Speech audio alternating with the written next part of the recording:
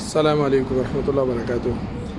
हरमैन में ख़ुसूसन Medina Munawwara में जहाँ पे ये ऑटोमेटिक मशीन है जो आप पार्किंग जो रेंट है वो देते हैं, पार्किंग पे करते हैं। तो ये मेरे पास पैसे हैं और ये मेरे पार्किंग का वो है स्लिप।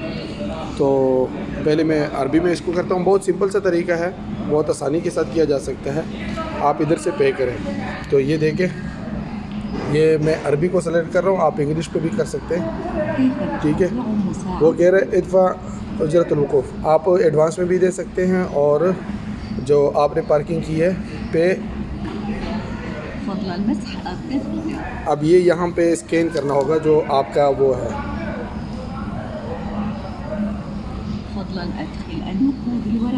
ये देखो ना, ये इतने पैसे आ गए हैं, 6.5 रियाल ये कुछ है। ये यहाँ पे इसको पैसे देने होंगे। ये इसने पैसे ले लिए। अब ये बकाया भी ना, ये आपको स्लिप भी देगा और बकाया पैसे भी ये निकाल के दे देगा। ये बकाया, ये 5 रियाल आ गए, 4 रियाल और 6 हला लेते तो ये 5 रियाल और ये सिक्के भी वापस आ गए। ये देखे, ये सारे सिक्के भी वापस आ गए। बहुत आसान सा तरीका है, आप इसको इस्तेमाल कर सकते हैं। ओके, शुक्रिया।